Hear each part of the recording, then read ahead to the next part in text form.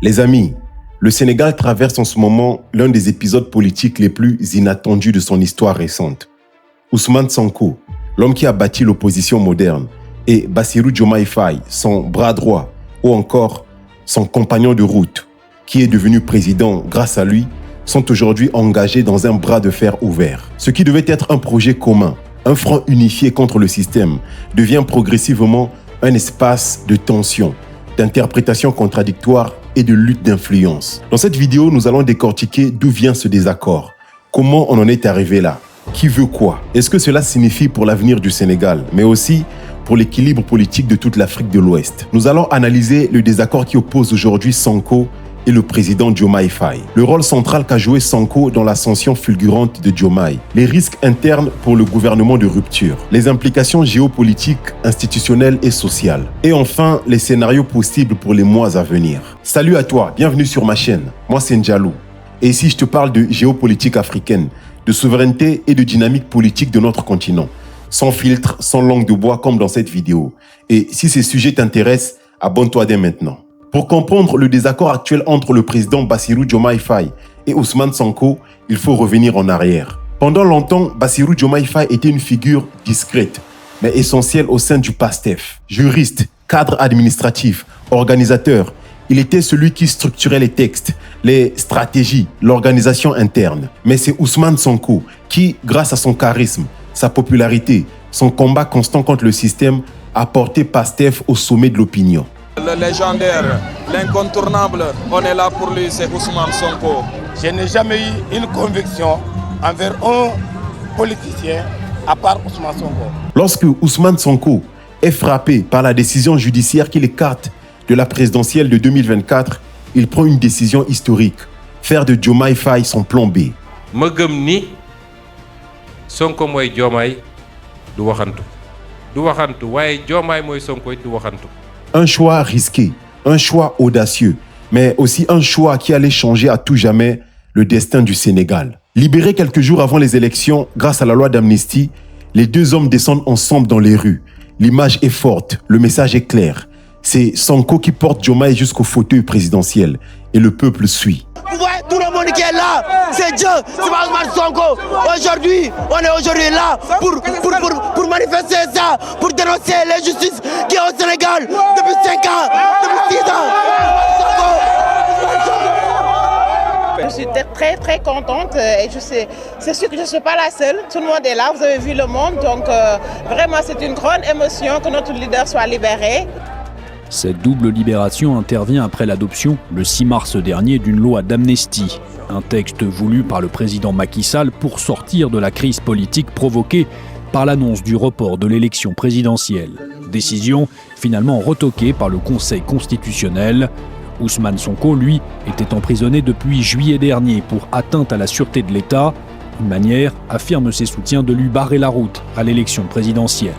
Empêché de se présenter, Ousmane Sonko et son parti, l'ex-PASTEF, ont appuyé la candidature du numéro 2 de la formation, Bassirou Diomaye Faye. Ce dernier, désormais libre de concourir, se présente comme l'un des favoris du scrutin face au parti du président Macky Sall. L'élection s'annonce, elle, comme l'une des plus indécises dans le pays depuis 1960. Diomaye Faye est élu avec 54% des voix. Sonko devient alors Premier ministre, un duo inédit. Une promesse de rupture, un rêve collectif. Mais ce rêve est aujourd'hui en train de se fissurer. Le désaccord éclate au grand jour lorsqu'un remaniement est annoncé dans la coalition présidentielle Diomaye président. Bassirou Diomaye Faye décide de retirer Aïssatou Mbodj, proche d'Ousmane Sonko, et de la remplacer par Aminata Touré, une personne perçue apparemment comme plus indépendante. Pour beaucoup, c'est un acte d'autorité du président. Mais pour d'autres, c'est un signe d'une volonté d'affaiblir l'influence de Sonko. PASTEF conteste immédiatement la décision. Sonko, lors d'un grand rassemblement, dénonce la présence d'intrus et appelle Diomaye à revenir parmi les siens. L'affaire prend de l'ampleur, les discours deviennent tranchants et les bases militantes se divisent. Bassirou Diomaye Faye campe cependant sur sa position de maintenir Aminata Touré à la tête de la coalition Diomaye président, une nomination qui a été à l'origine des divergences avec le PASTEF d'Ousmane Sonko, le PASTEF qui a justement réagi à travers un communiqué signé de son bureau politique national et a salué le climat constructif et fraternel dans lequel s'est déroulée cette rencontre avec le président de la République, avec comme objectif le renforcement de l'unité du parti et du tandem Sonko-Diomaye. Un communiqué qui semble ne pas rassurer à 100% les militants du parti, parmi les plus fervents, qui sont toujours dans l'incompréhension depuis les divergences notées entre la coalition Diomaye président et le PASTEF, le parti d'Ousmane Sonko. Moi, je pense que derrière ce désaccord, il y a 3 enjeux majeurs. 1. La légitimité politique. Sonko a porté le projet, il a organisé la lutte, il a construit l'opposition. Il estime donc vouloir garder un rôle central dans l'orientation politique. 2. Autorité présidentielle. Diomaye, lui, ne veut pas être perçu comme un simple délégué de Sonko. Il veut gouverner comme un président à part entière, avec sa propre vision, son propre style, ses propres alliances. 3. Contrôle du parti de la coalition. Derrière la coalition se joue un combat idéologique. Qui incarne la rupture? Qui dirige la stratégie? Qui garde la main sur les nominations? Et là, ce n'est plus un duo parfait. C'est plutôt une négociation permanente entre 2 têtes fortes. Et dans tout ça, il y a des risques pour leur projet de rupture initiale. Leur alliance reposait sur 3 piliers. La lutte contre la corruption, la souveraineté économique et la fin du système politique traditionnel. Et tous ces 3 piliers aujourd'hui sont menacés. Pourquoi?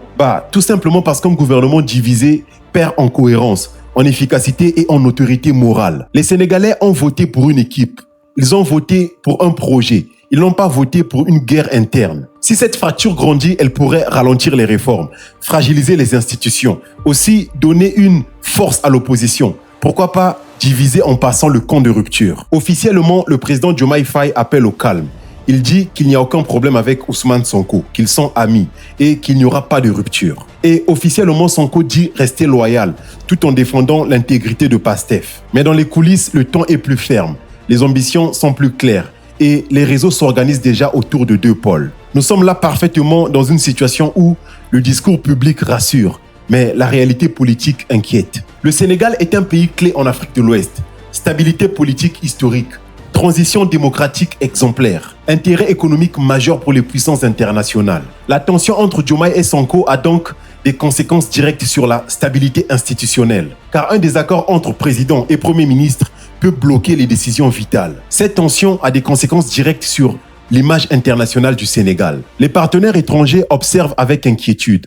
Un projet de rupture crédible doit montrer de l'unité. Et cette tension a aussi des conséquences directes sur les ambitions panafricaines du duo. Sonko et Diomaye se sont posés comme les porte-voix d'une nouvelle Afrique souveraine.